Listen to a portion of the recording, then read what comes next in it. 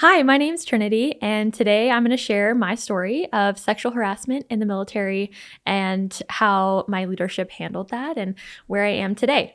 So I'm going to start by just giving a short definition that actually is the Air Force's definition of sexual harassment is conduct that involves unwanted sexual advances, requests for sexual favors, and deliberate or repeated offensive comments or gestures of a sexual nature.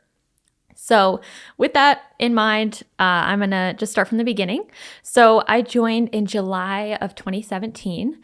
I was really excited. I knew going into it what my job would be. Some people go in and they kind of get their job assigned in basic. So I knew right off the bat I was going to be a surgical technician. It's a 4N1. And you can jump around too in the military, right? Like with your position? Or do most people stick to one thing? You can cross-train if you wanted to. It's just a process of paperwork, getting it approved by your commander. Okay. So I knew what I was going to do, and I was really excited because I was like, I don't know. And my grandpa had been in, and he was like, it's like a 9 to 5. Mm-hmm. And I was like, okay, I can do this. Yeah. So I go to basic, and I did really well. I was like the top female PT person, like of all the females there. So I got to run with the flag at the front of the BMT graduation. And then I went to tech school in Fort Sam. So I had 2 phases. The first one was a few months in Fort Sam, which is in Texas. And then after that, I went to Nellis Air Force Base for my second half, which is in Las Vegas. And I had a lot of fun. I wasn't 21, so I think that's why they sent me to Las Vegas. But I had a really good friend there that was with me, and we had a good time. So I found out my first duty station would be Eglin Air Force Base in Florida. So I was really excited. I was like, oh my gosh, I've never been to Florida. I'm from Montana. Just very different world. Yeah. So I get to Florida, and I get in my dorm, and I'm okay. Oh gosh, I'm excited. I'm nervous. I'm in the real Air Force now. Mm-hmm. So I remember my first day ever in the hospital there. I was introduced, I was walked around, and I remember being referred to a lot as there was a young airman before me that was from Montana as well. And the way that she was described to me was, she was very timid, polite, hardworking. But something happened and she got out. And so my very first day I was referred to, they're like, oh, you're like her. You're like her. And I'm like, okay, what, I don't know what that means. I'm new.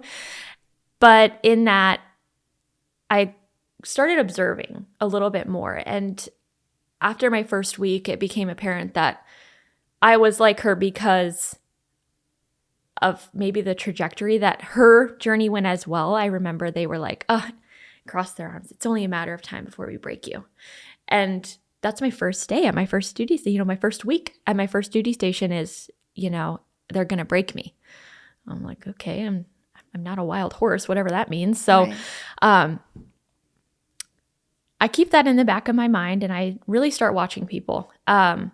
I'm really quiet. I've done a lot of growth, a lot of therapy now, and I'm a lot more outspoken. I've gotten more confidence in using my voice. But when I first joined, it's a whole new world, and there's a whole new structure and laws. So the military, we have the Constitution. The military also has the UCMJ, which is the Uniform Code of Military Justice. And so while, yes, we follow the Constitution, there's also another set of laws. And so as a young airman, I was just scared of breaking the rules. And so I was very quiet, very timid.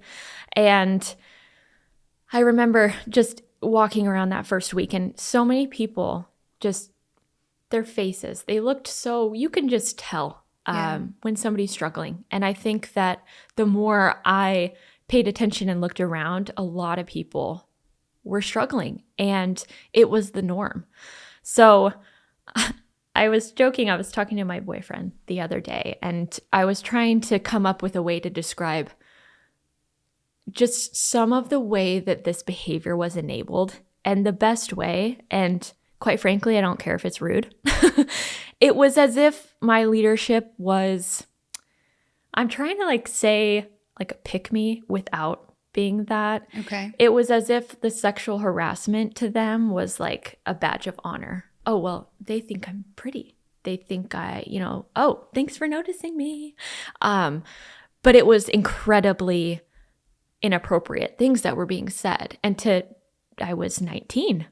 And so that was my leaderships. So I'm like observing people and I'm like, well, they think that that's like a compliment. Yeah. I'm like, no, that's, so that was kind of how I observed people, and I was like, well, nobody is saying anything. And so I hadn't yet had anything happen to me. I had observed it with many other people in the operating room.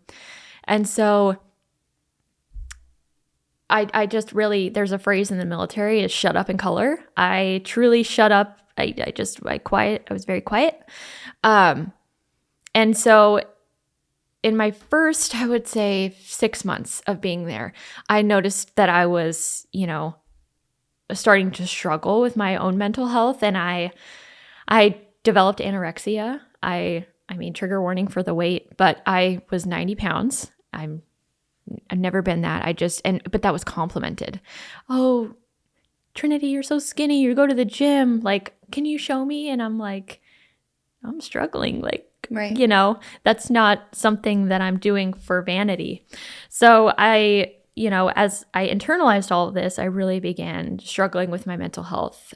And all of these people or individuals, I should say, that I reported. So I reported 6 individuals for sexual harassment, all of which were lieutenant colonels. So they were providers. So they were all anesthesiologists. And I was enlisted. So my first year, this goes on. I keep, I'm taking notes. I'm writing everything down. I'm like, okay, this happened. So all this happened with the 6 lieutenants was within the first year. That's when it began. And It was actually, I would say, chronic sexual harassment. It really went on for up until 2021, December of 2021. Okay. And then to go back a little bit. Yeah. The reason you wanted to join the military, you said your grandfather was in it, right? Yeah. Okay. So was that kind of like your driving force, or was there other reasons? Honestly, I've been asked this question a lot. I think that coming from a small town where I didn't know my place in the world, and I really did not know how to maybe even just open the door to the life that I wanted. Mm-hmm. And so, I got my undergraduate paid for. I'm about to start grad school. So that's really why I joined, is I was like, I don't want to student debt. Right. And I didn't know what I wanted to do. So what did you go to school for? Like, what did you graduate with? A degree in psychology. And I'm about to start grad school for clinical mental health counseling. Okay, so. Got it. So, but you were working in a hospital. Yes. Okay. Yes. So you didn't need like a...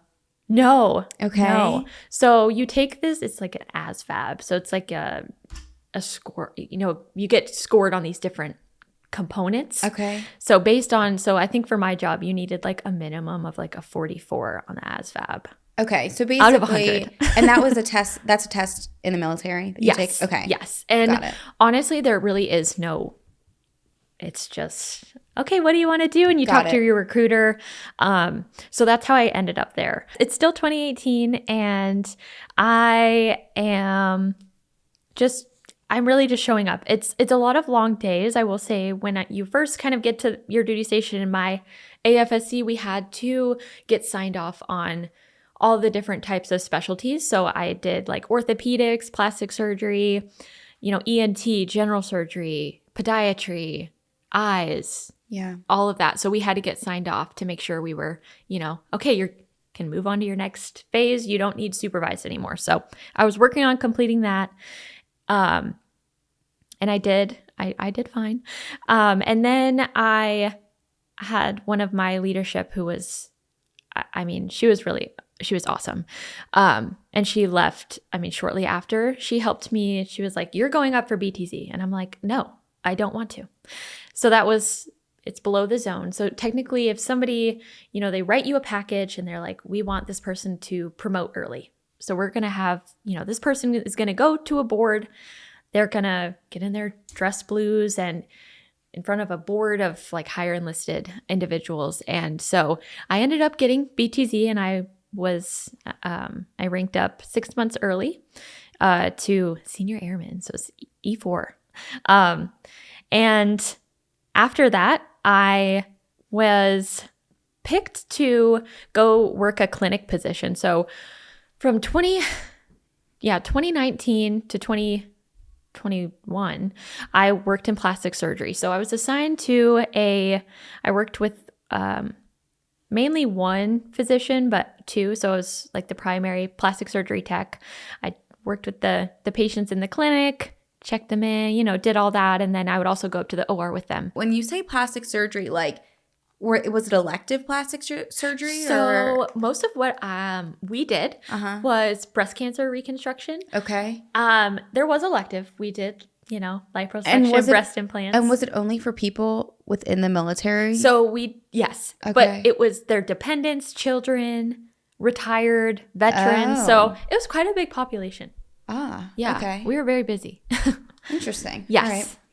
So I think this is really where I start to notice a lot more because I'm seeing a bigger picture.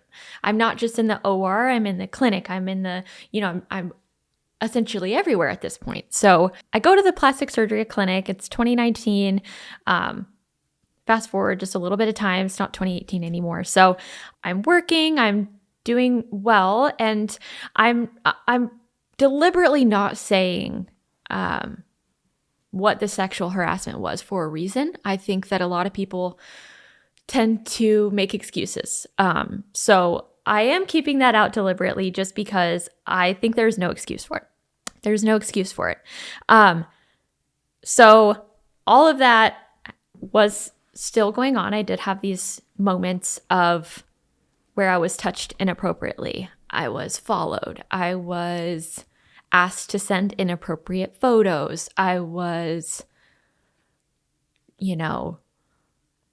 people winking at me, waving, calling me, hey, pretty girl. I mean, and also, no matter where you are, when you're a young woman or a woman of any age for that matter, we have a pretty good gut instinct. And if someone says something that makes you uncomfortable or feel like they're being flirty or this or that and the other, that you know what you feel. You know what I mean? Like, yes. That's just, and I think that I just, like, once again, kind of like what you said in the beginning about how there's such this, like, blurred line between sexual harassment and assault and all that. And I agree with that. But at the same time, it shouldn't make it right for someone to be able to use words and say whatever they want and make someone uncomfortable. And that's just, like, not deemed as anything. Yeah. You know what I mean? Yes.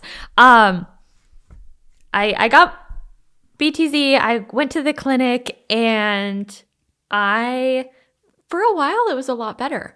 I had quite a bit of separation. I was only really in the operating room on Tuesdays, which is days we operated up in the OR.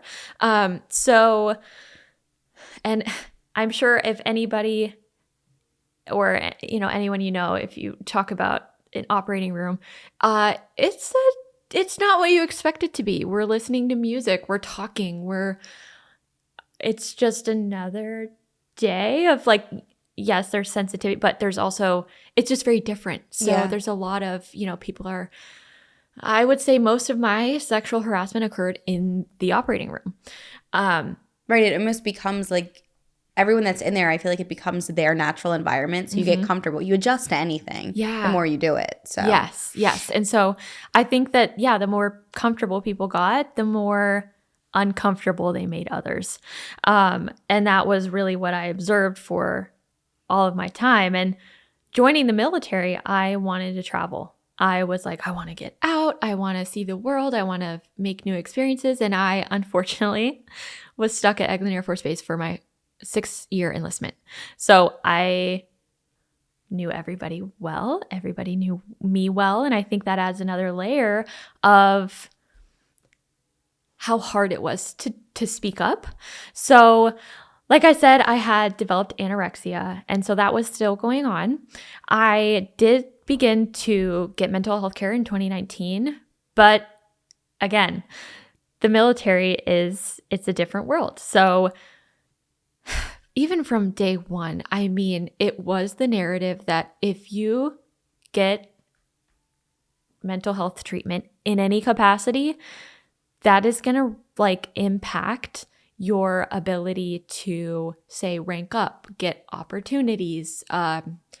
You might get your clearance taken away. Like we have a Really? security clearance. Yes. So Even, which is crazy because taking care of your mental health should be the most important thing. yes. Yes. Absolutely. So I guess they look at it, what, as like a weakness in a way? yes. And so a lot of times, even, it was a thing that my therapist had even told me is that it is my job just to get you fit for duty. Mm-hmm. I'm not going anywhere beyond that. If you are fit to do your job, you're good. Right. Okay, well, what if I'm a high functioning individual who I still present myself well? I work hard. But behind the scenes, like that is a huge part of a lot of people's struggle is that we put on a face. So that is what I did. I kept my face on, literally. And I continued to struggle. And I remember this one particular, it was 2019. I went to my therapist and I told her, I said, I think I have anorexia. And she did a screening and she goes, yeah, you do. But this is a disqualifier in the Air Force. If I diagnose you with this, you will get separated and you will no longer be in the military. So I never received any treatment. I literally worked through my anorexia myself. I started reading books. I was reading whatever I could on how I could, okay, how do I Fix this. cure anorexia myself? Because it's a deadly disease. It really is. And it was something that for me went on for up until 2020. I experienced amenorrhea. I lost my period. My thyroid was completely shot. I had no metabolism. I was exhausted. So I think that's another component of why it took me so long to speak up is that I was exhausted. I had no energy other than just to survive. So by the grace of God, I actually worked through this anorexia. Good for I'm you. no longer starving myself, but I don't know if you're familiar with like orthorexia. It's where you're essentially, it's like the hyper awareness of ingredients to things. So if like you're at the grocery store, you're like, okay, that has a lot of processed, whatever. Yeah. And so that was what I focused on. And I can say I'm doing much better today. But so that was kind of how I coped. I couldn't control anything else. And so I began to control my body, my weight, my, food, exercise. So that was going on, I would say, till 2020. So just keeping that in mind. So I'm still in the plastic surgery clinic. It's 2019. And one of the individuals who was harassing me became our patient, one of our plastic surgery patients. And I remember checking him in, and I didn't want to close the door, but then again, I'm like, he's the patient. He has the right to patient privacy. So I closed the door, and when I tell you that, it felt like the longest ever. Just, okay, yep. How tall are you? Yep. Okay, let me get your vitals. Just the energy in that room, I think I could feel it, and it was so heavy that it started like to choke me almost. I was just, when we talk about getting triggered, I feel it in my body first. So I remember I did that. I got through it, and I went to go talk to the provider that I was his tech. So I remember going in there, and I was like, hey, I'm not going to check in this patient anymore. This is what has happened. and he was really supportive. I will say that that moment I was like, okay, whew, okay, I felt heard, and I no longer was checking him in, and it didn't go further than that though. I'm like, okay, I opened up to this person who, you're a physician, but also a lieutenant colonel. I think that, not to say, I don't know if, like I said, sexual harassment and sexual assault, it's like that blurred line of like, well, what is a mandated reporter in that sense? Yeah. Is that something that somebody needs to report?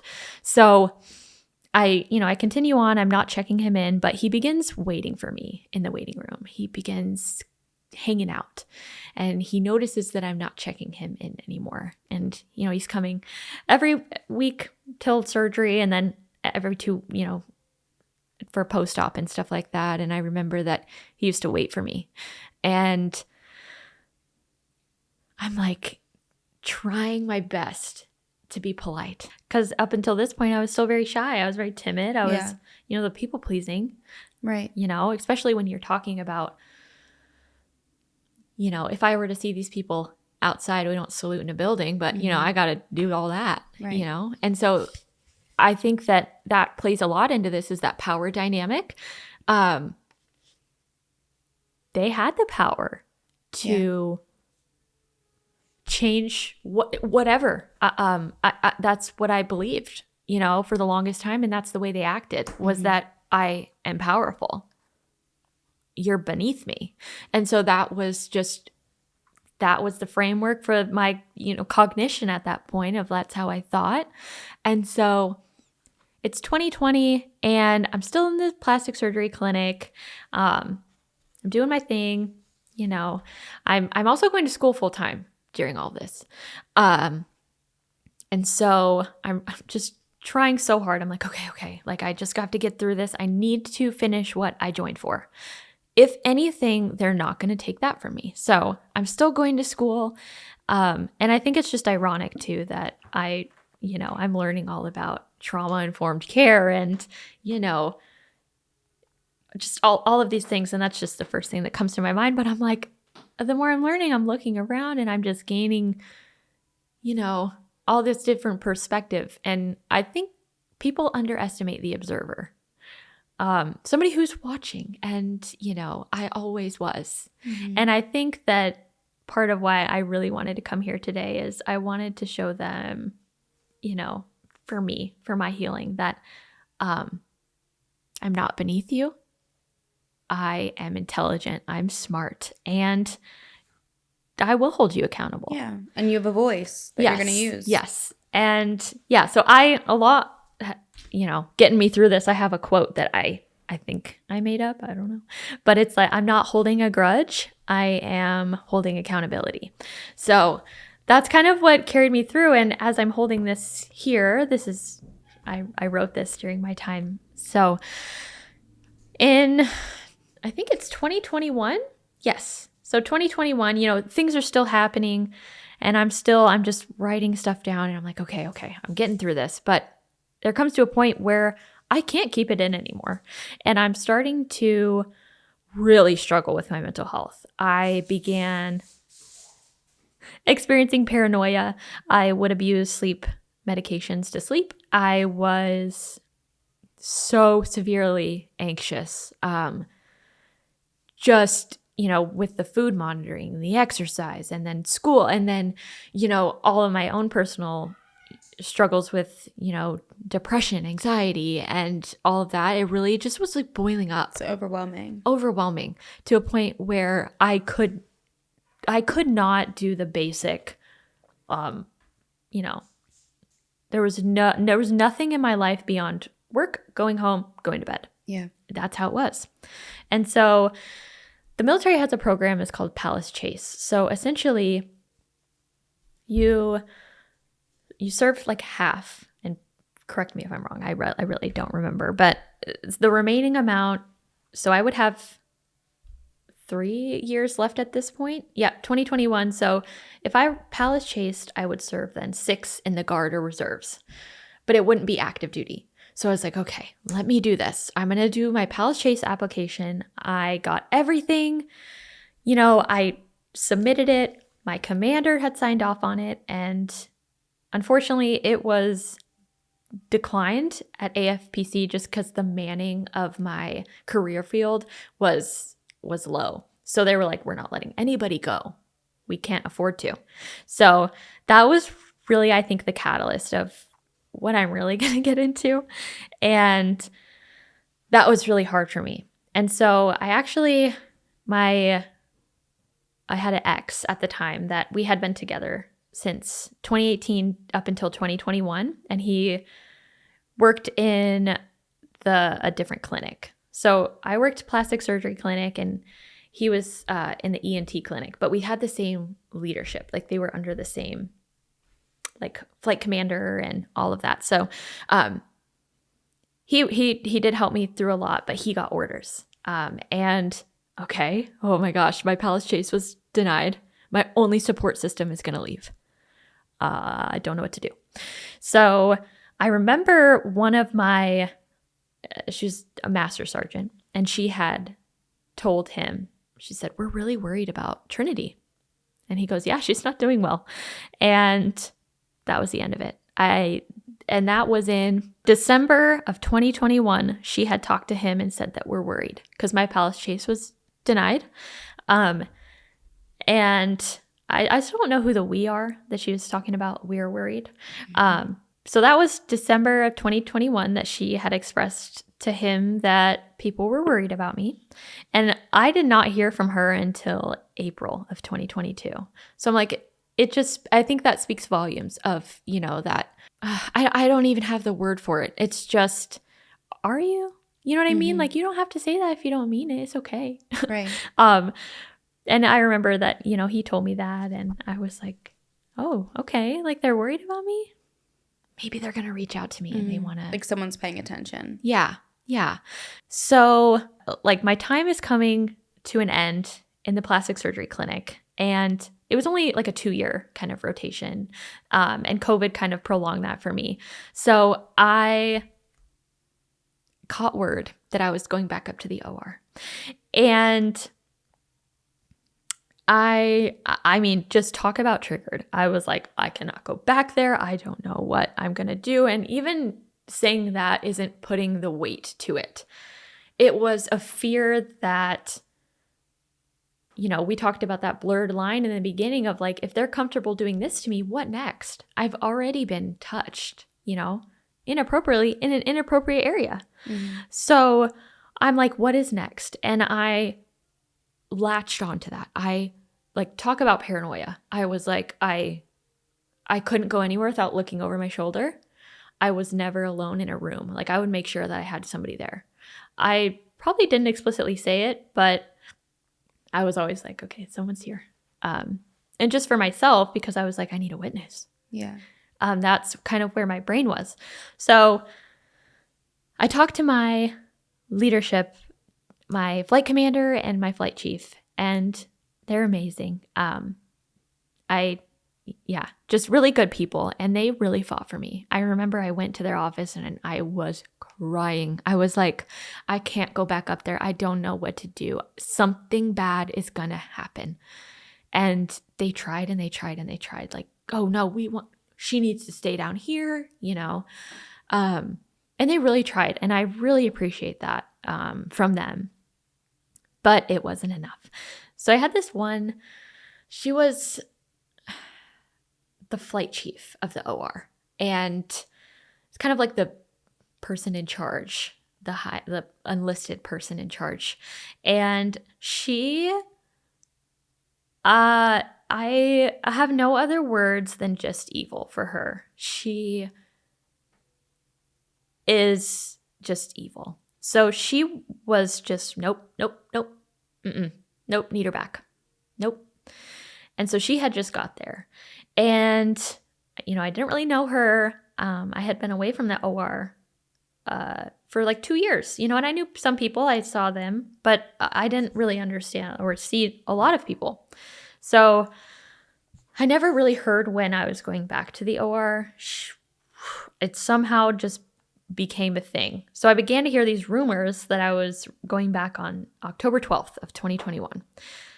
but I hadn't received an email or anything because it's like a PCA. I'm not PCSing. That would be a permanent change of station. I was PCAing, so it's just a change of assignment. Got it. So I was to fill out, you have to fill out all this paperwork to go back up to PCA, back to the OR. And I hadn't received any of that. I'm like, no email, nothing. I'm like, shouldn't you tell somebody when they're gonna go?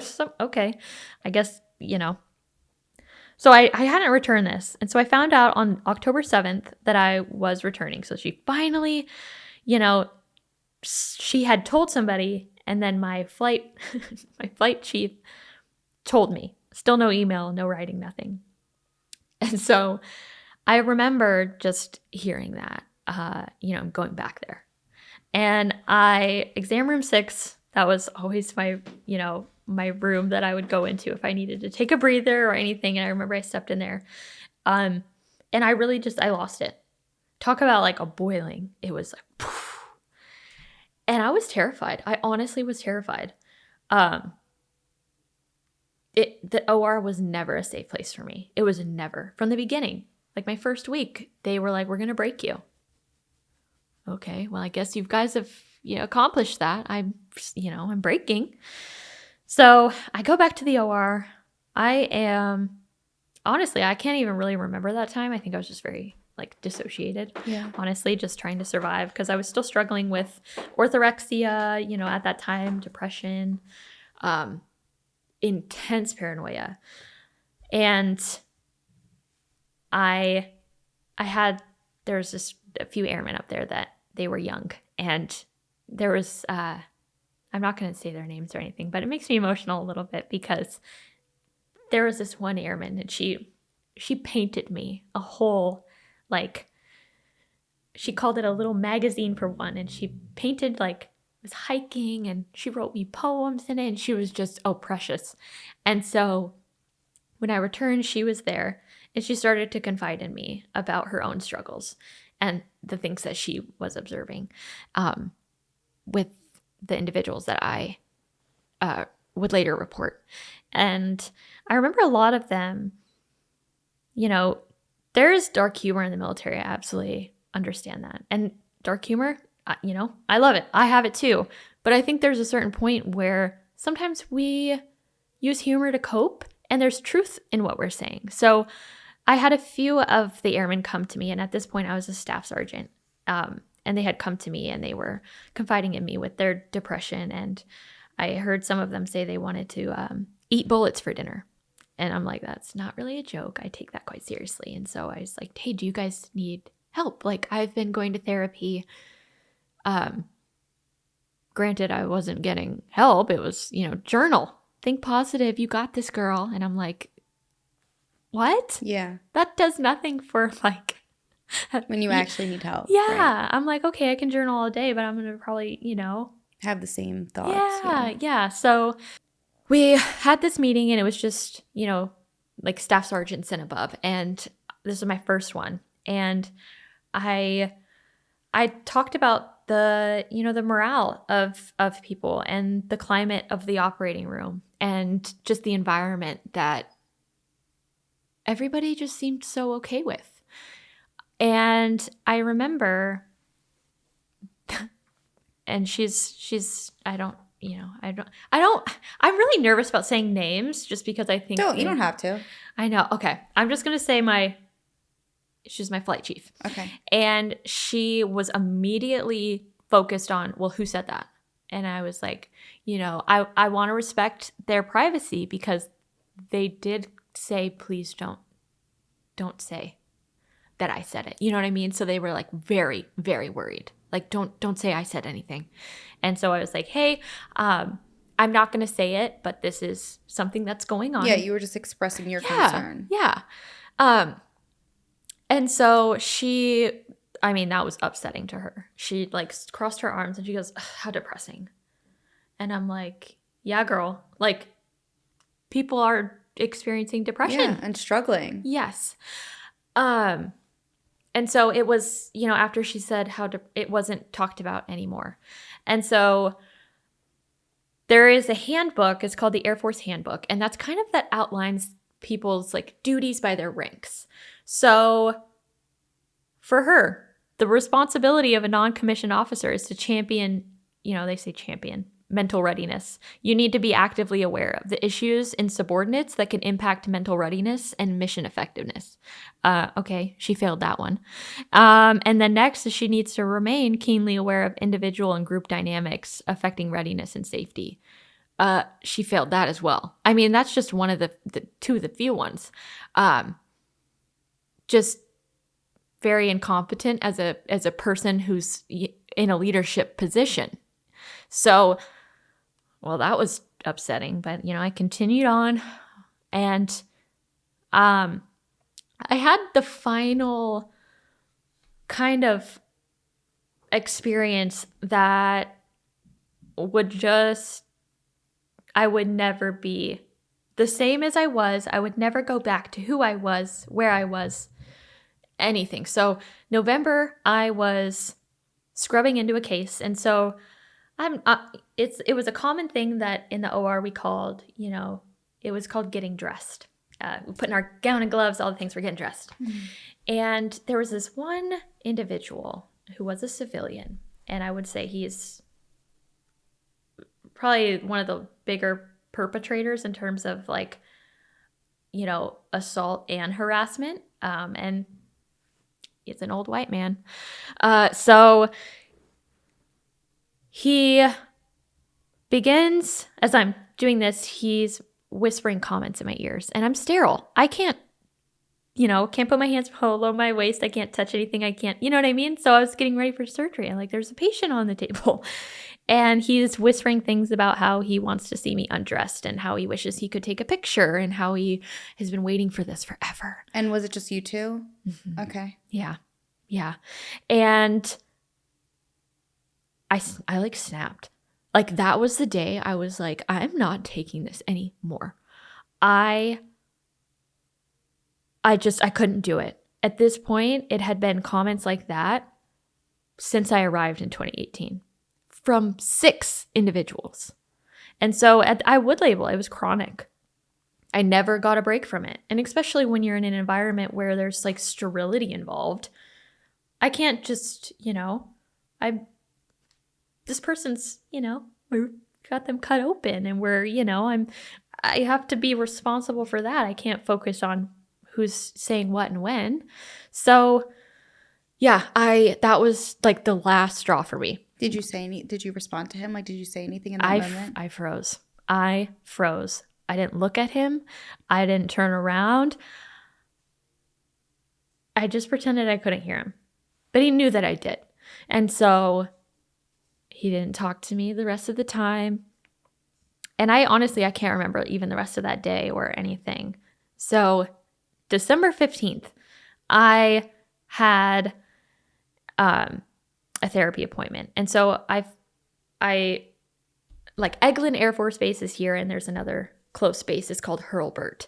And so I didn't want to see any mental health providers at Eglin just because I worked in the hospital. It wasn't safe. And so I was like, can I go to Hurlburt? It's a different base, very close. And so I started seeing a therapist there. And so at that point, I was extremely overwhelmed. I was truly living in survival mode. And I disclosed to my therapist at this appointment in December that I was beginning or had been thinking and had a plan to take my life. And, she would I really do thank her. She truly saved my life that day. And she was like, nope, you're staying here with me. We're going to send you to a hospital, and you're going to stay there, and you're going to get the help that you really need. And she wasn't in the military. She was like a contractor. So she had some separation, and she was like, nope, nope, I'm calling right now, and you're going. And I was like, panicked. What are they going to think? What are they going to do? Oh my gosh. And I almost said no. I almost said no because of the fear of not even being perceived, but like that weakness.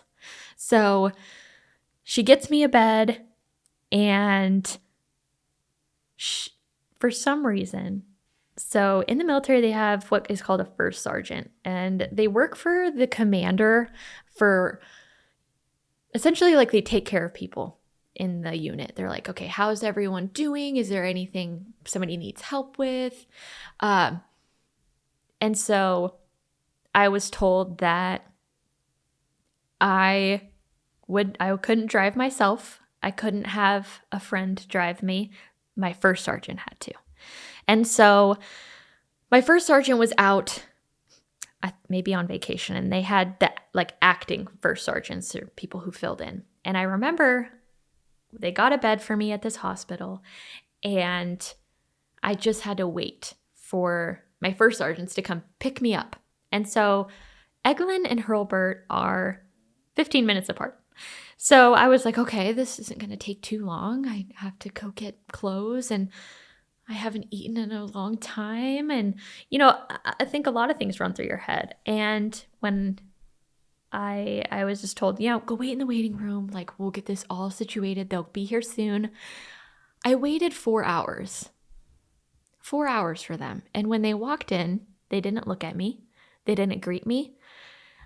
They just walked back to meet my therapist and talk about I'm like, yeah, my worst fear just came through. Like they seem like, a lot of people when they're experiencing mental health, they feel like a burden. Mm-hmm. And so I think that's a lot of people's worst fears. Like, I don't want to be a burden. And unfortunately, they truly made me feel like I was a burden. And so, I'm sitting just like anxiety stricken. Like, these people don't even have the respect to look at me or to say, hey, like we got you, mm-hmm. Even to say like, hey, I'm here for you. No.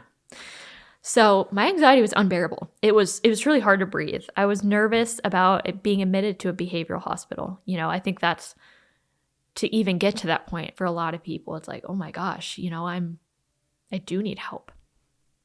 And so I was still with my boyfriend at the time, and he was there, and he truly he did way more than he ever needed to. And I've thanked him many times for that. So I remember it was finally time to go. And so it was like an hour drive to the hospital where I was going to go stay.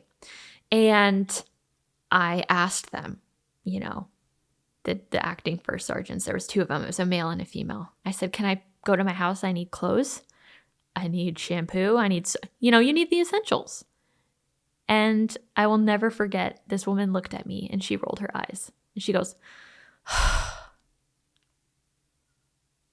okay, girl. And so I literally just began to cry. She rolled her eyes at me and I'm like, how do I respond to that? Like, right. You're meeting me on probably the worst day of my life and you're going to roll your eyes at me. It was so. Like no empathy. Yeah. And no empathy, completely incompetent, mm-hmm. just, and as I, continue to tell this, a lot of it can be summed up as incompetence, just a lack of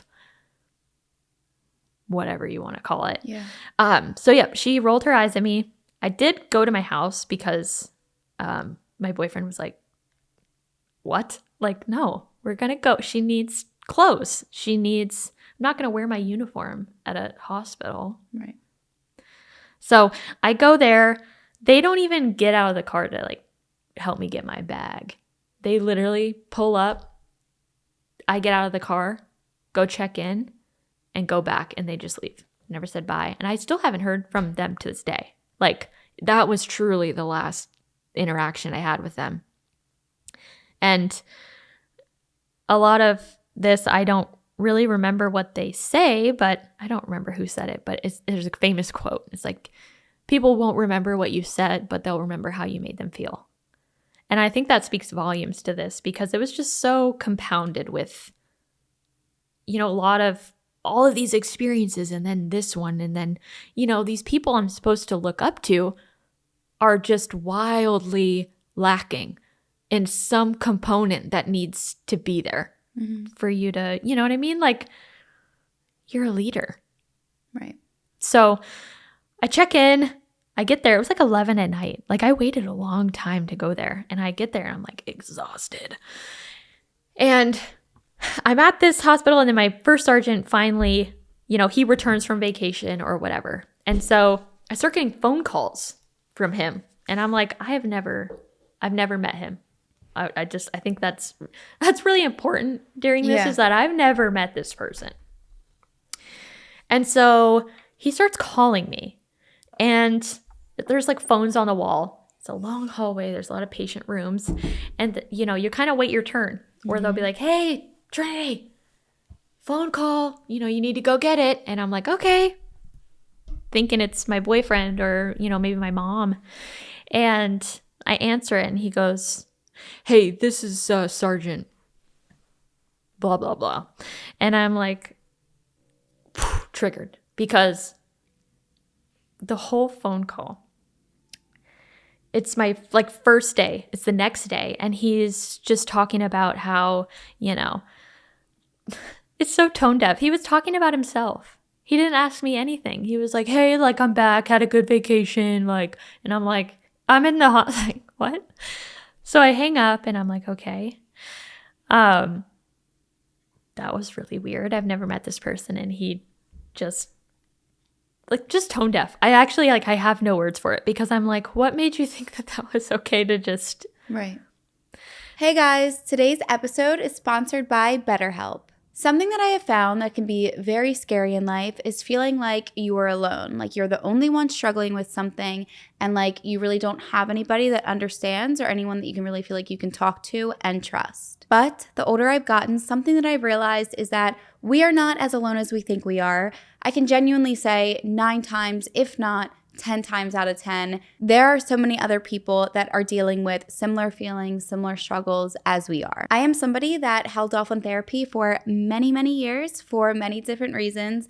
But honestly, after starting my therapy journey just a few years ago, I feel like I have truly learned so many amazing coping skills and have been able to set boundaries in my life where I honestly didn't even know that I needed them. There is a major misconception that therapy is only for people that have experienced major trauma, and that is just not true at all. Even if you are somebody that just needs someone to talk to for your day-to-day struggles or relationships or family situations that you might be going through, therapy can benefit literally anyone and everyone. I think everyone can benefit from having someone to talk to and someone that they feel like they can genuinely just open up to. That being said, if therapy is something that you've been wanting to try for a while, I think BetterHelp is a perfect opportunity because it is extremely convenient, it's flexible, it's all online, and it is completely designed to be around your schedule. All you have to do is go online and fill out a brief questionnaire, and then you will be matched with a licensed therapist, and you can change therapists at any point until you find one that you really feel comfortable with for no additional charge. Overcome your fears with BetterHelp. Visit betterhelp.com/insane today to get 10% off your first month. That's BetterHelp, HELP.com/insane. And now back to today's episode. So I finally get to meet with the psychiatrist, and immediately I am diagnosed with major depressive disorder with suicidal ideations, eating disorders. They didn't specifically label it. It just said at risk for altered nutrition, which is the fancy way of, you have an eating disorder. And then I was also diagnosed high risk for re-victimization, and I was diagnosed with obsessive compulsive disorder. So to be told that, I think I journaled about it when I found out. I'm like, OCD? What? No, not me. That's crazy. No. But I started to learn more, and it's not how, people talk about it. It's not being clean. It's not being neat. It's not being organized. And for me, I had what is called, or I still have what is called pure OCD. So it's all in my head. My compulsions, my, obsessions, it's all in my head. So I went undiagnosed for a very long time. And I found out that actually the World Health Organization, OCD is in the top 10 most debilitating disorders because most people end up taking their lives. it's extremely, you can't run away from it. So I was diagnosed with OCD, and that's kind of where that paranoia came in, is that it was really all in my head, but I was actually having these, real experiences where people were following me, that one individual was following me. So it wasn't crazy. I was actually having, some of these experiences that, like, I don't know. And this is another thing too, is that I never, before I joined the military, had any mental health. I was, did a lot of sports. I loved doing, I was a completely different person. And so, yeah, getting told that, it was really hard. It was like, that was, all the other things I'm like, okay. But OCD, I'm like, I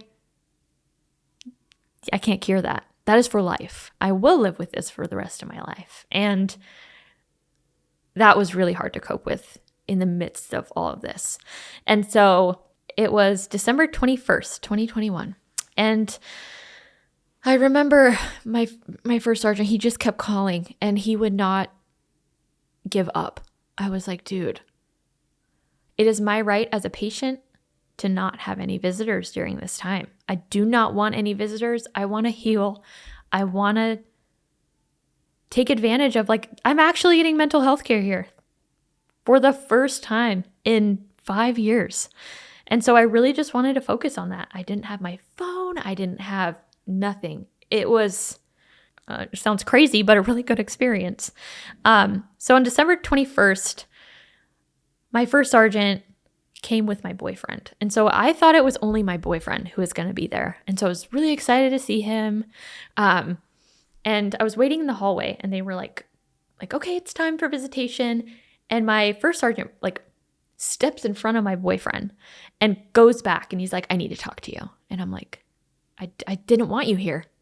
But I couldn't say that because I'm like, that power dynamic of, like, I could get in trouble if I say that. I can't even remember. I just, like, just gave chills on my spine. And I now know it was because what was going to happen in that conversation. So it was still kind of like coming off of, like, the huge COVID, and we had to wear masks and we had, like, the clear film in front of, we were sitting at, like, a table like we are. And when you're in a mental behavioral health hospital, you're not allowed to have any clothes with strings. There's a lot of things and you're just not at your best. You're not, you can't shave your legs or anything. You're not, I was already wildly uncomfortable because I was not living the standards that I usually would have. But I sat down and I just started to cry. And I told him what had been going on. And that was so hard for me. But my therapist had been like, Trinity, you can do this. You got this. And I'm like, okay. And so I told him, I have been sexually harassed. And, I told him the last incident and everything. And he cut me off. He put his hand out like this and he goes, whoa, you need to keep in mind they're doctors and they say inappropriate things sometimes. And I'm, what? I wanted to throw up because you're here for me. Your job specifically in the military is to take care of people. You're a first sergeant. You work for the commander to make sure everyone's doing okay. And so, immediately sick to my stomach. And he told me that with no follow-up. He didn't give me any reporting instructions, guidance, or anything. So basically he just dismissed. Oh, completely. Invalidated, and dismissed, and was like, keep in mind they're doctors. And I'm like, what does that have to do with it? Mm-hmm. So I shut down. I think that was the only thing I knew how to do at that point, was to just shut up and color. So I stopped talking. I was like, I want to leave. And then he started talking about his personal traumas. So he cut me off, and then he's like, oh, my wife had brain cancer. It's been so hard. Oh, oh my gosh. And I'm like, do you want me to go get somebody? Do you want to come stay here? Like, I don't understand. And that's not to be dismissive of him, but it's just like, I don't know if I'm allowed to like cuss or anything, but respectfully, fuck you. Like, right. I'm here because I almost took my life and you're, making it about you. Yeah. And that was a theme with him. And so, yep, I broke down and I wrote here. This is a document that I wrote while everything was going on. So I said, throughout the visit, he did most of the talking. I was consistently met with one-upping mentality and was forced to listen to his personal traumas and past experiences. He kept dismissing my situation as just a breakdown. So the use of his invalidating terms paired with his unprofessional and inappropriate behavior was beyond disappointing and defeating. He spoke of his own breakdowns while simultaneously negating the severity of my situation. This was not a breakdown on my part. I was crying for help. That was, I had years of sexual harassment, untreated mental illness, and extreme burnout. I was inpatient for 2 weeks, so I spent Christmas there. And honestly, it was a good Christmas. They got us gifts and it was cute. We all like sat around a little thing and opened our presents, and I met a lot of really good friends there. And I stayed it was military only. So there was officers there. There was, we had everybody, Navy or Air Force or the Marines. And so we all kind of came together, and it was really nice. We all got to bond. And just really feel supported from one another. So I get out and I go to what is called IOP. It's an outpatient. It's like group therapy you go to every day. And so I did that for 2 months. 2 months, every single day, I went to group therapy. And I think that's where I gained most of my courage to even want to report. And my treatment at IOP, so it largely consisted of lowering and managing my anxiety around speaking up for myself. And so while I was diagnosed at the inpatient facility for high risk for victimization, so that at its core encompasses a variety of psychological processes that are limited and make it really hard to say no. So it wasn't that I just had people-pleasing tendencies. It was that I wasn't equipped with that.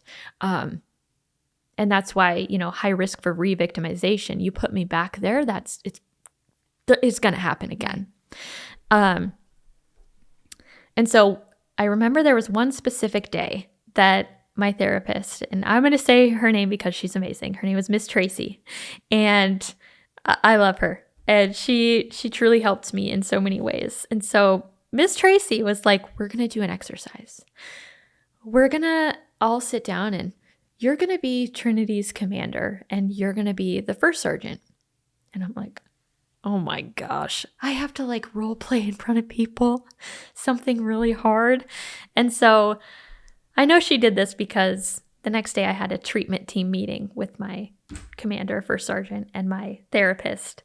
And I couldn't do the exercise. I sat there and cried. I didn't know what to say. It's just, and everyone's kind of just, is she going to say something? And I'm like, I do the thing where if you cry, but it's just like you're silent and tears just run down. Mm-hmm. So I just sat there and Miss Tracy was like, you got it, girl. And she's trying to like prompt me of like, how are you feeling? And I'm like, I don't know. So that's how that like practice round went. So, next day, it was January 7th, 2022. I had my treatment team meeting. And I really, really, I don't know why it's called a treatment team because, you just have two individuals that are just like my bosses. Mm-hmm. They haven't been involved in my treatment. If anything, they've been involved in my harm. Right. So I had this meeting and it was protocol.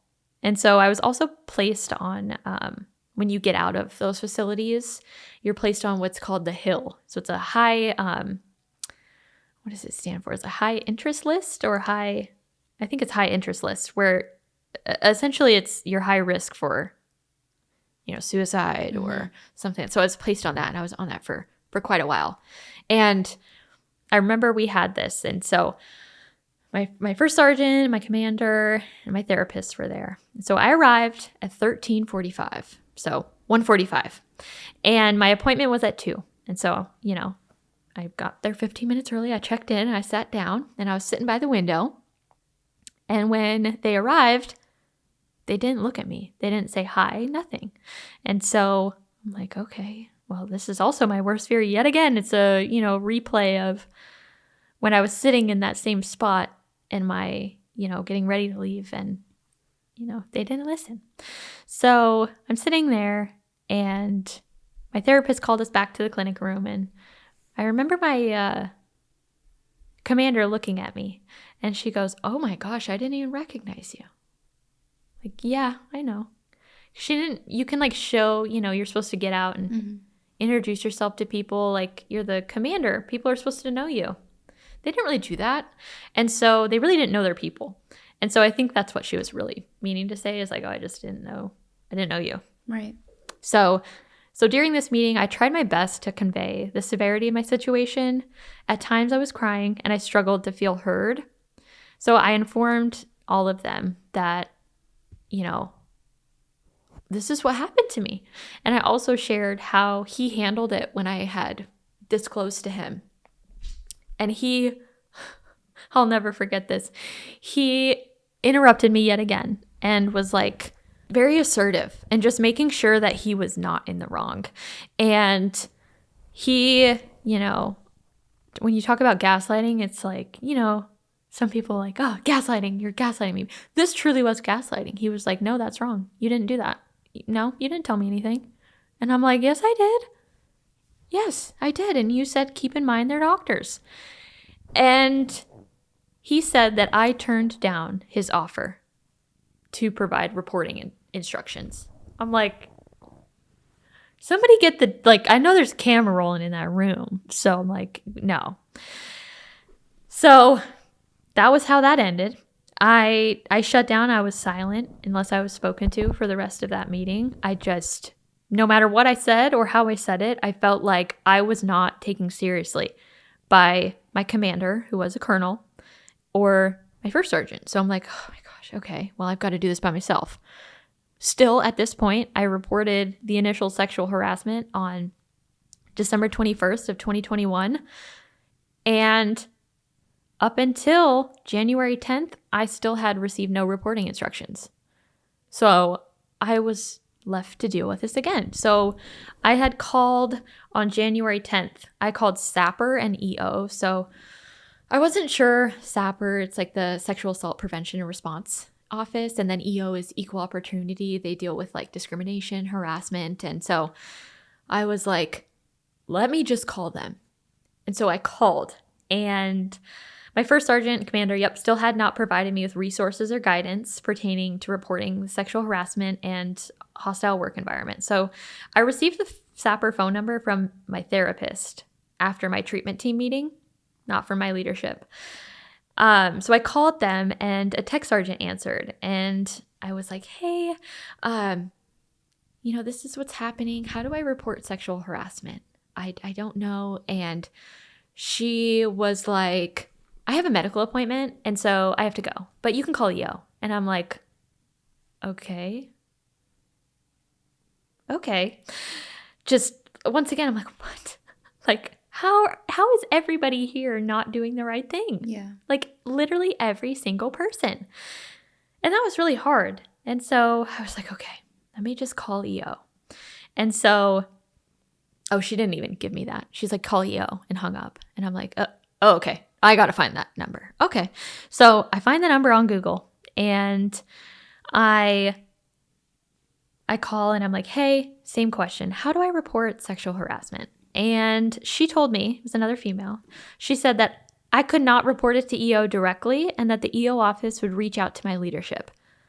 Ooh, that caused a lot of anxiety for me, because I wanted to not get my leadership involved. And my commander was an OBGYN surgeon. So she worked with the people who were harassing me. They were the anesthesiologists that would, help her in her cases. And so it was just very biased and there was no separation. And so, I was told that, oh, your leadership has to report that. You can't report it here. And I'm like, well, what if I don't want to do that? She goes, no, that's the only way. And I'm like, oh gosh, rethinking my whole life's choices at this point of like, do I even want to report this? Yeah. And so from my understanding, December 21st was when I really opened up, and the first sergeant works directly for the commander. So he should have told her like, hey, this is what's going on. Let's start, an investigation or something. And so I think it also is really important that I say that like everybody knew everything to do for sexual assault, but for sexual harassment, I just learned, I have notes here that it was a simple Google. So I don't know what that says about them, but, I was able to Google this and find out literally everything you're supposed to do for sexual harassment. And so now it's February 2022. My initial disclosure was December 21st of 2021. So on February 1st, I get a call from my first sergeant, and he's like, hey, we're starting a CDI, which is a command-directed investigation. And I had no choice. He was like, we're starting this. And he informed me that I was to meet with a lieutenant colonel the next day to make my report. So he was like, I told her that you're a good, hardworking airman. People like you.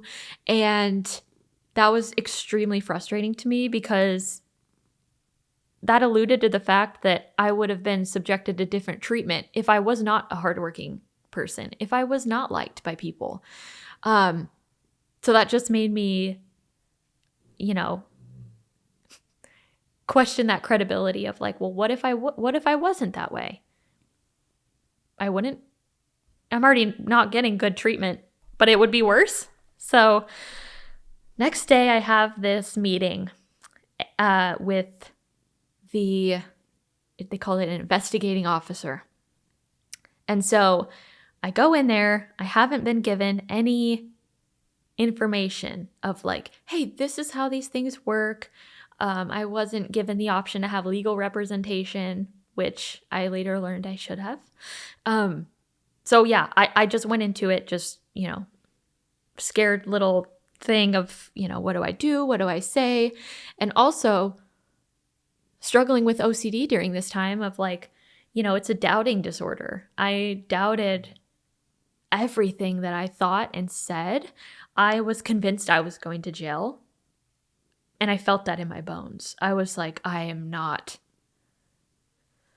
It was just like a doubting that made it really hard to continue to stand up for myself. But I told myself, okay, you're going to do this. You have to do this. I felt that if this was the only thing I was going to do, and the whole time I was in the military, I'm going to do it.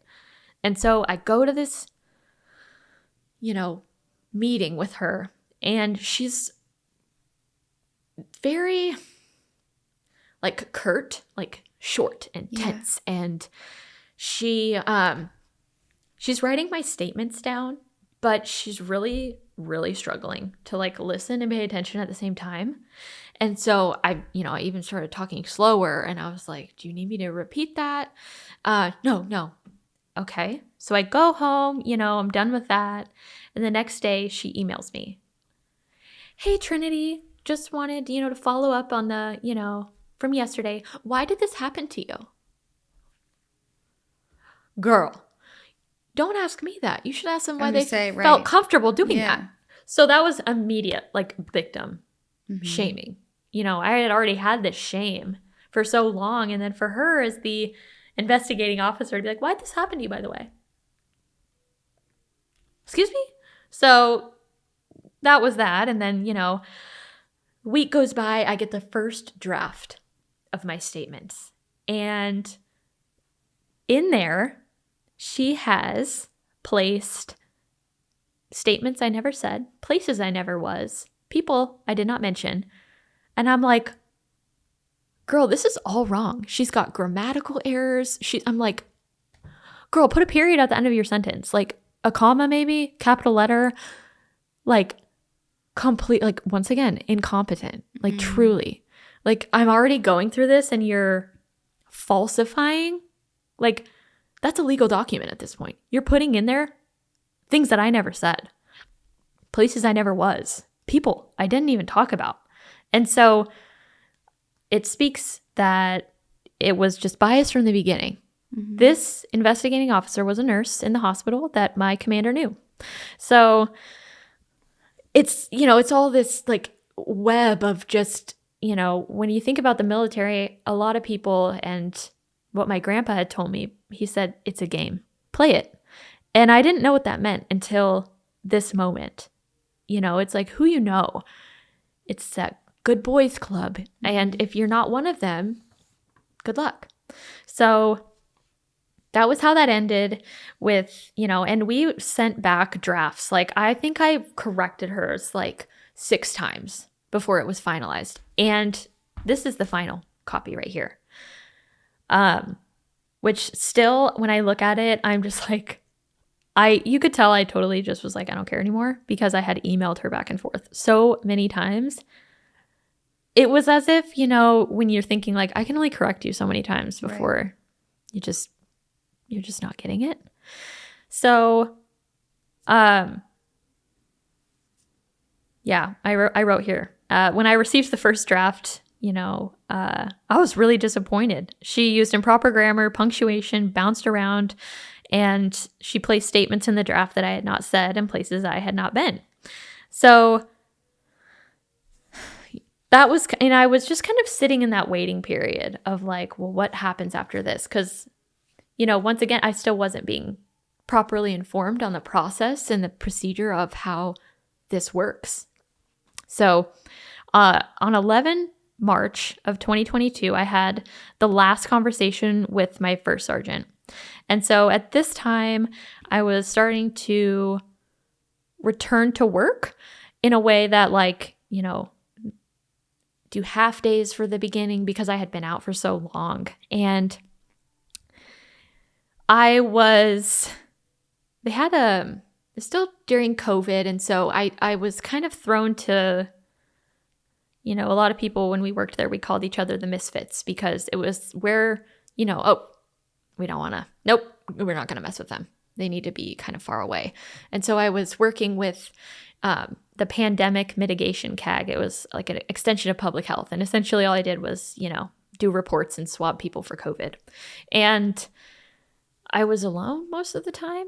And so I was essentially just like thrown to the wayside. And, I wasn't involved in any of this whatsoever. It was very much, I wasn't given the choice to even be anonymous. And that was something that I learned later on. I should have had the choice. In that meeting, when I sat down with her to give her my statement, she goes and she told me flat out, they're going to know this is you. You're not going to be anonymous. They're going to know it's you, and they're going to know exactly what you're saying. They're going to read these statements and they'll have the chance to say if it happened or not. That gave me even more anxiety, because I'm struggling with, my obsessions and my paranoia. And then you tell me that they're going to know. That just triggered it to another level. And I had a really hard time. It almost like developed to agoraphobia, to be honest. Like I couldn't leave my house really. At this point, my boyfriend and I had broken up. He moved. He went to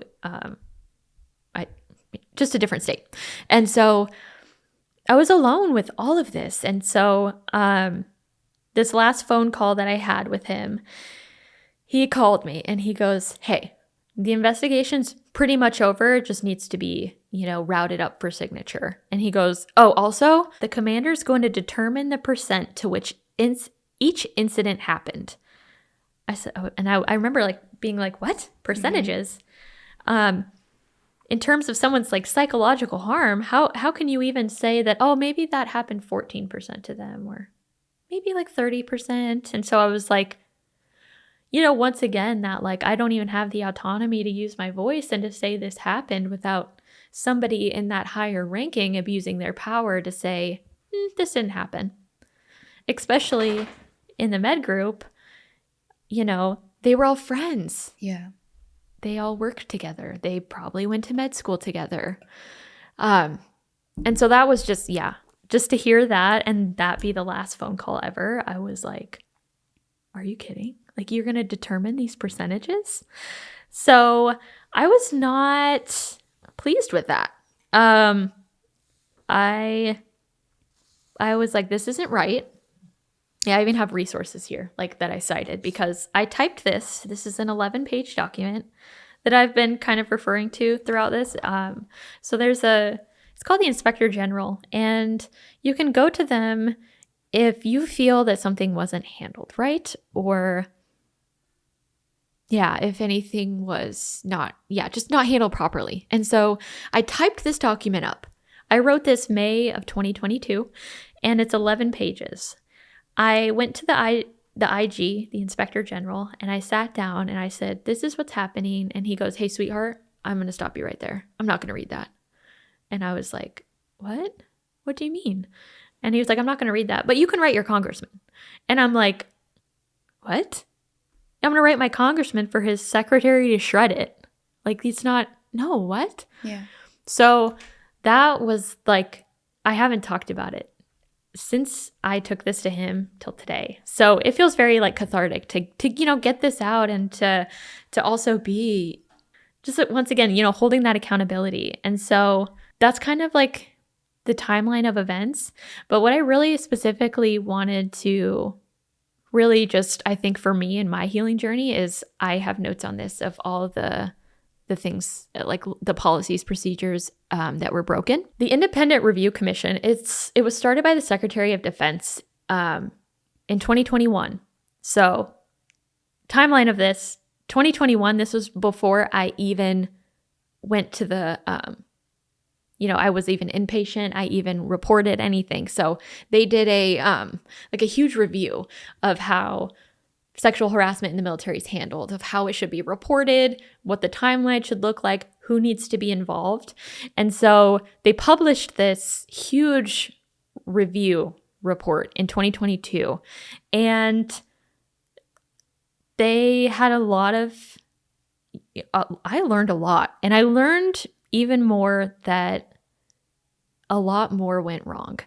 So I think it's important that I even say this. So when you're in the military, we're following the Constitution, the UCMJ, but in addition to that, like the Title VII of the Civil Rights, we're not protected like we are. So it's, we can't take legal action to stop harassment. We can't get restitution for harassment from the employer, and we can't quit our jobs. So in fact, doing so is actually a crime. Like you can't leave the military, you're government property.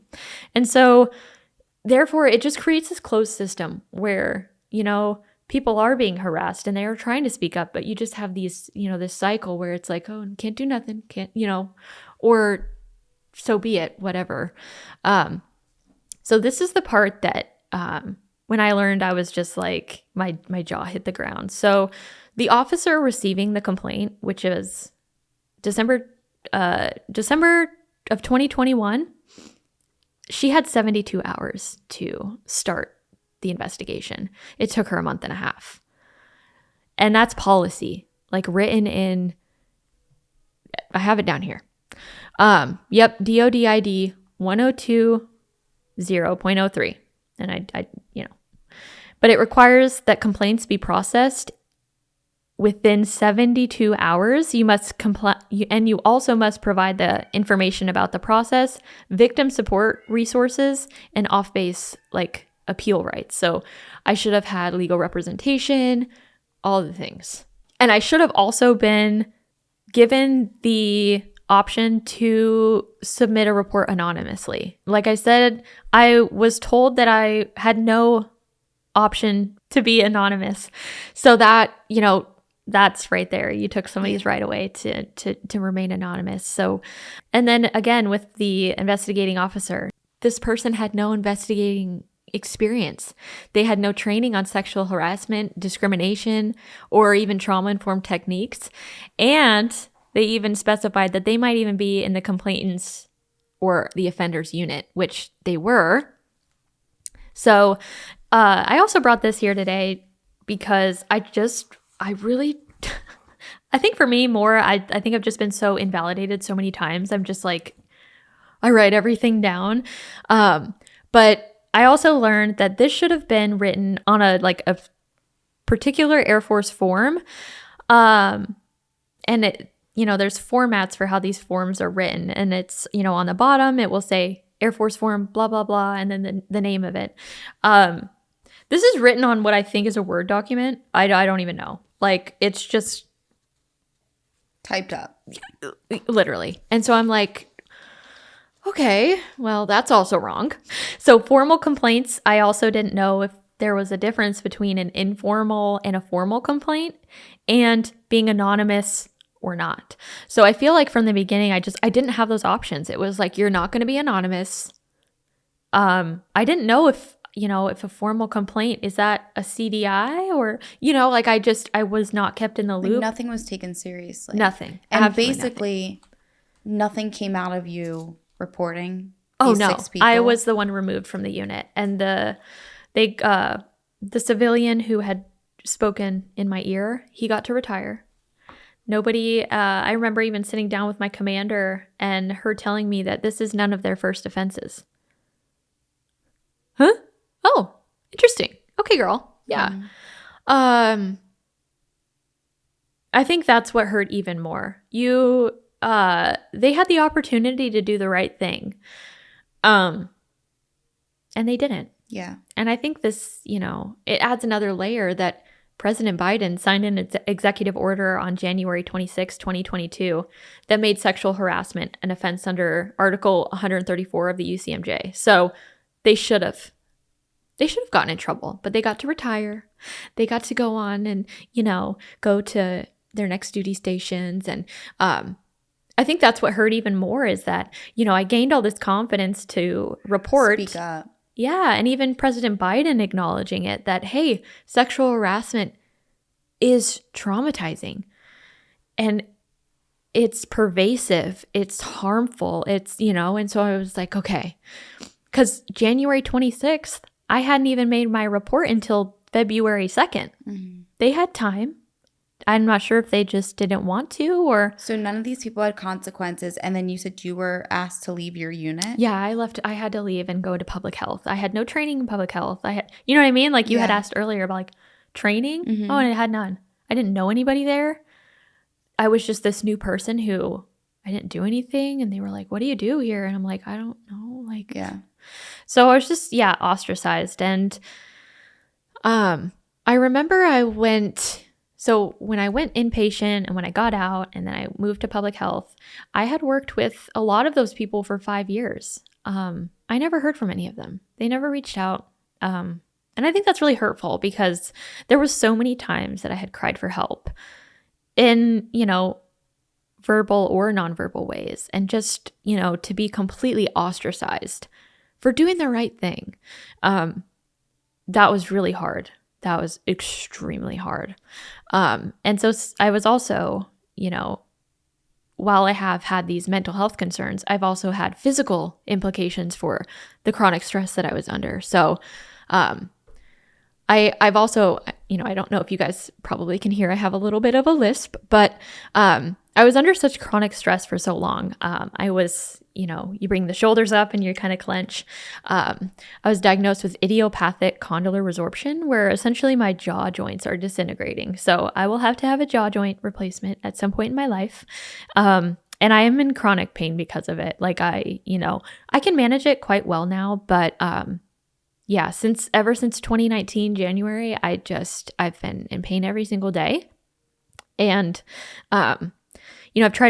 I've tried so many things, Botox. I've had my nerves ablated on my cervical spine, acupuncture, Do you feel that you've healed from that trauma yet?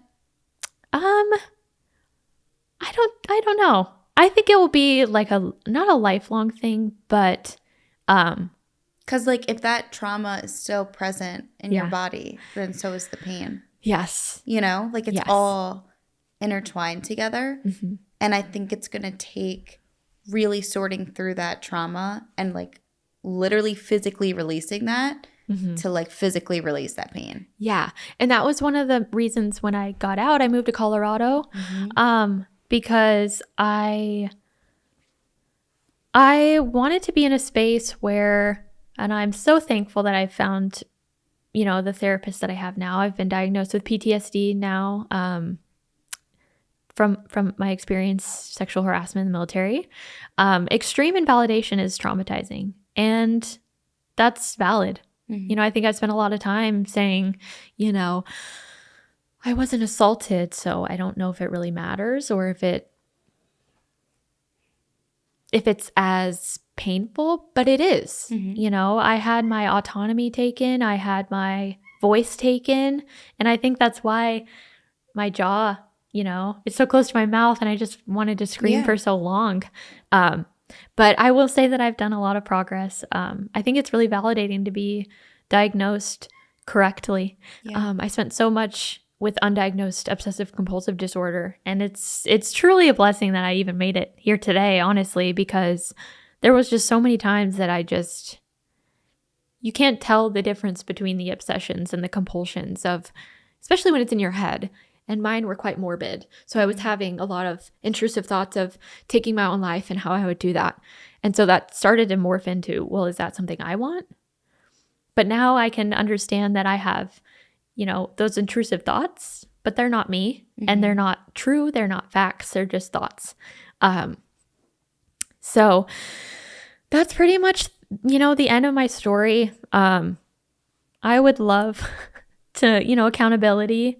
I know my therapist, she's amazing. She's, you know, very validating. And she's like, Trinity, you know, they definitely broke the law, girl. Like, and I'm like, Right. Yeah. And something that I want to mention too is, you know, the thoughts that you are having, they're all coming from a place of emotion and from what you've been through. Yeah. So, like, all of these negative thoughts, they're causing you to have the negative emotions that you felt from what happened to you were causing you to have negative thoughts, obviously, and to think these horrible thoughts about yourself and your life, and making you seek that control when it came to your food and everything in between. Like, it's all caused from the negative emotions that you were undergoing while in the military. And obviously, it takes a lot of time to heal and to get through these things. And it doesn't help that, like you said, when you finally had the courage to speak out, you still didn't get that validation. You still didn't get the people that did these horrible things to you. They didn't face the consequences. Nobody listened to you. Yeah. It was almost like they took these the 6 people that were in power above you. They took their word over yours. Yeah. And not only that, but it just was shut out. It wasn't I was taken, just completely ostracized. It wasn't taken seriously. You didn't even have proper documentation. Like, there's so many different parts to it that I think it makes it hard for you to heal. Like, as much as someone can heal and do the self-work on their own, it makes it hard when you feel like there's still doors that weren't fully closed. Yeah. Like, you don't have the closure within yourself to know, okay, these people got what they deserved, in the sense of even just the consequences of making someone feel uncomfortable in a position of work. And it just in general, like, you didn't want that. You didn't ask for that. So it's just, I think that it can be really challenging to move on and feel that closure when you feel like you weren't even treated correctly and procedure wasn't followed as it should have been. And I easily Googled it. I mean, where is it? I'm so extra sometimes. No, you're fine. So I literally printed these out. It's literally a graph of, like, service member made a complaint. You're the commander. Okay, you have 72 hours. You know, like it. Yeah. I found this on the internet. I don't know what they just, like. And so a lot of times I think that's where my healing needs to probably take the most place, is just not, I don't take it personally, in a sense of, like, you know, oh, it was me. I think it just speaks to the system. Oh, absolutely. You know, and so it's like, okay, I know that it's that. And that's why, I didn't know what I wanted to do before I joined, but now I do. And I'm extremely passionate about it. I've worked as a victim advocate for That's what I was going to say too. Yeah. It's almost like you didn't have a voice. You found your voice. You used it. It was almost taken away from you. But then it's like at that point you have two options. You either stop there and you let it defeat you, or you take it even further and you don't shut up.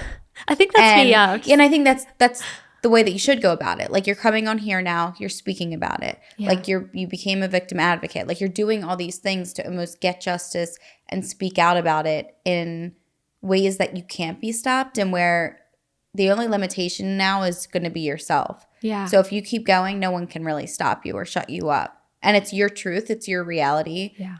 It shouldn't be something where you're questioning how bad was it really, or was it not? Like, it I think it affected you the way it did for a reason. Yes. And my best friend, Sydney, she, I've carried these around with me since, I haven't even been out of the military a full year. July 2023 I was no longer in the military, and I'm very thankful. The VA has been amazing to me. I am a disabled veteran. I have 100% disability. And I really appreciate that they validate all of my, one of my doctors, they had asked, it was like my first appointment at the VA, and they were like, nope, we don't justify that.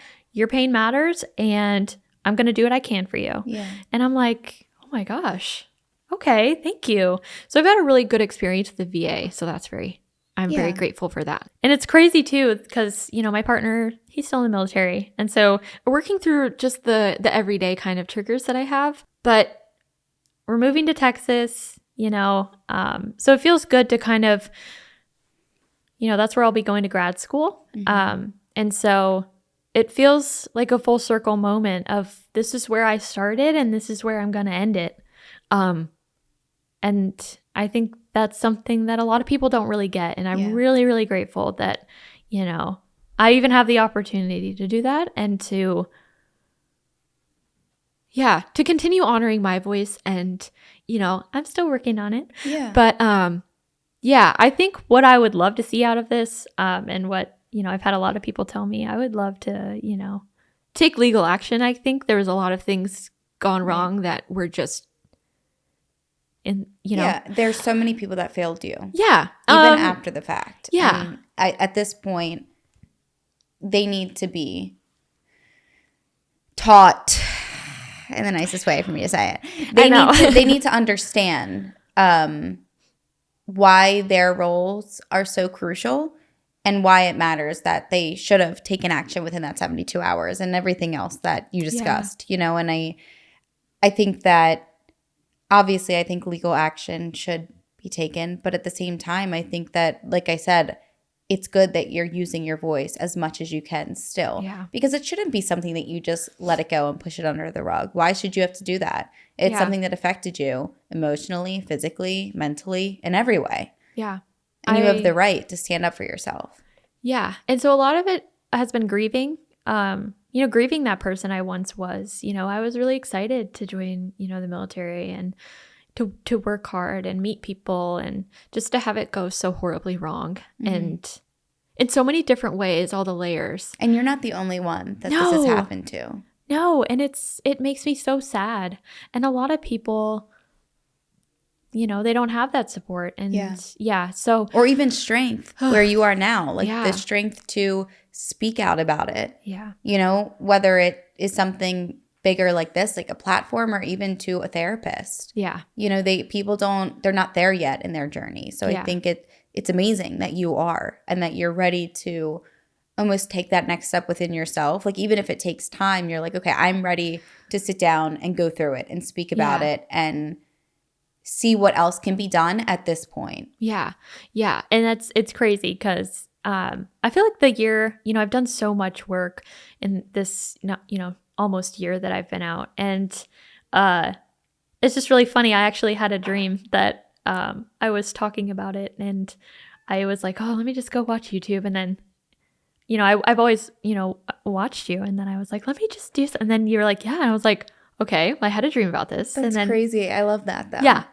So I'm really leaning into my intuition, learning to trust my gut, and to also use my voice to stand up, because I was always raised to stand up for those who can't for themselves, and to, you know, if something's not right, okay, how can we make this Let's do something right? about it, right? Yeah. And so the thing is too, it has to stop somewhere, and the only way that it stops is by people standing up, and you have to be a voice for someone. If you're not going to be a voice, you know what I mean? Like you can be a voice for yourself, and you can be a voice for so many others. Yeah.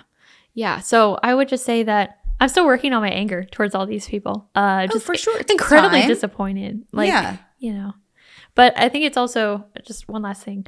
I worked with, you know, I talked a lot about that plastic surgeon that I worked with. But I also worked with a female, and she caused me a lot of pain as well. I remember she looked me in the face and was like, "You're a failure." And I was like, "Oh, okay." You know, so like keep that in mind when I'm going through all this, and to have somebody call me a failure.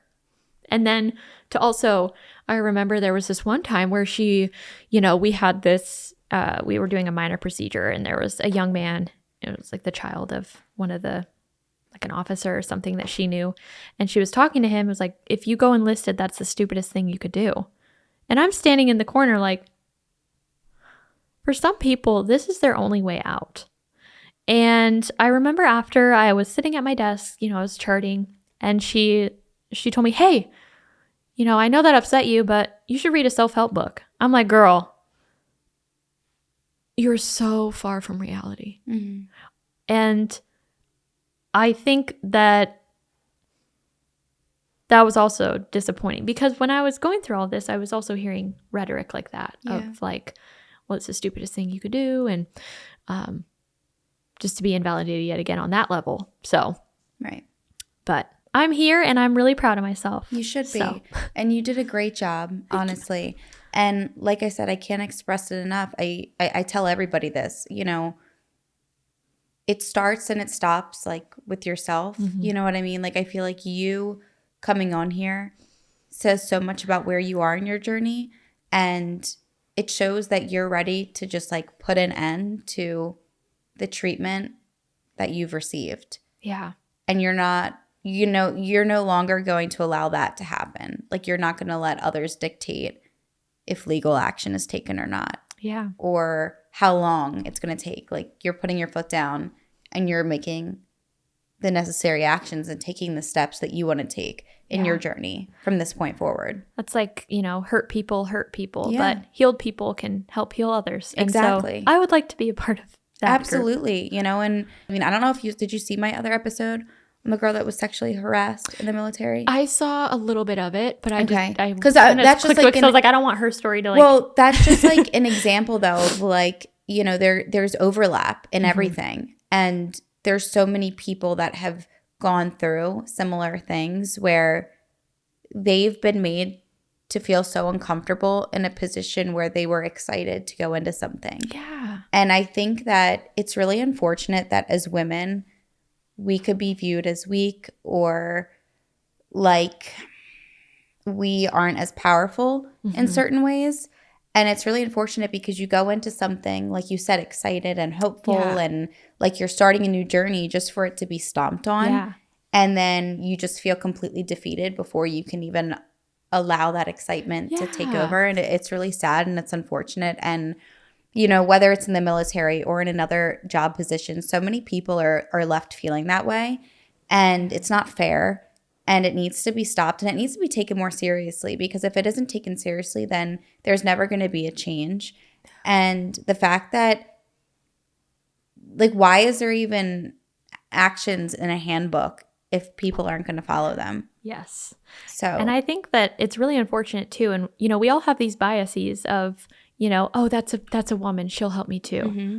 All of my leadership was women. Right, yeah. So, you know, I think that was just another cruel lesson of like, because at that point, too, I think it comes down to, what's it called? Seniority? Yeah. Like, you know what I mean? Like how long people have been there. And then they have their backs and not your back. You're a So it's like newbie. a You're game. young. Yeah. What do you know? You know? And it's like, oh, she's young. She's weak. We can break her. We can sweep and her they under really the said rug. that. She'll let it go because she'll realize that if none of us take it seriously, she's just going to have to stop. Yeah.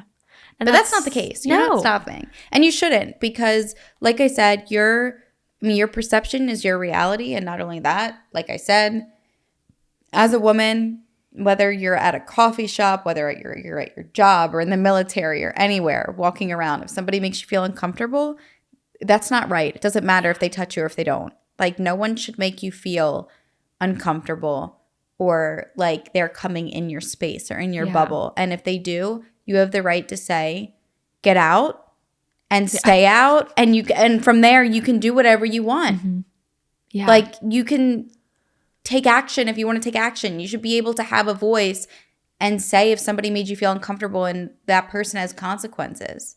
Yeah. That's how I feel about it. There shouldn't be – obviously with anything there's a line of severity of like whether somebody's making a comment or whether somebody's full on pinning you down and doing the worst, you know? Yeah. But neither one is right. Like, obviously there's a severity line, but like they're both wrong. In between is just as, you know what I mean? Any of it is wrong. You should never be questioning in your head, well, is it wrong enough for me to go forward about this? Like, absolutely. Yeah, especially, you know, with that layer of like, I could never quit my job. Yeah. I could not separate myself from it. So just to be, you know, continually reintroduced to it. Well, even the mental health aspect, like, oh my gosh, the fact that you didn't feel like you could go and get the help and get diagnosed with what you were going through because of that fear of losing your position or losing your job or looking weak and they were explicit about that. You know, I'm not going to diagnose this with you because and I'm like, it's almost like what saying, consciousness do you have to do no harm if you're perpetuating the harm? And that's the thing. It's almost like saying,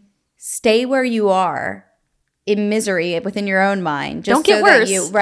Just so that you can not lose your job position. Yeah. And it's just really unfortunate how mental health isn't taken more seriously because, I mean, mental health it's, you know, people in their lives because of it. So it's right. And they do go hand in hand, physical, mental, everything. Yes. And that's why a part of healing, it will take a toll. Stress takes a huge toll on your physical health, and it's horrible. And that's why all of it, when it comes to your healing journey, is equally as important. And you kind of have to face it all. And it's hard and it takes time and it's not easy, but they really all do go together. And it's crazy. It really is. Because I have no other word for it. It's just like, but I don't think people realize how real that is, that like what is happening mentally inside of you. It literally can come out physically. That's okay. So I'm just going to say this. There's a book by Bessel van der Kolk. It's called The Body Keeps the Score. And I've lived that. Yeah. You know, like you said, we might not consciously remember the pain, but our body does, and it's stored. Yes. That's why it's like my jaw, you know, I've just, you know, it's directly correlated. But you do have the power to heal yourself. Absolutely. It does take time. I'm not saying it's going to be overnight, but you have the power to do that. And like I said, I genuinely believe by speaking your voice and giving your voice back to yourself and working through that trauma and facing it, which isn't always easy, but doing that and kind of accepting it, but also getting through it and accepting also like where you are now and how much stronger you are now, you do have the power to heal yourself, and you will. Because like our brains and our mind is so much more powerful than we can even realize. Like we have the control to change our reality and to change who we are and, you know, walk in this new way of being. Yeah.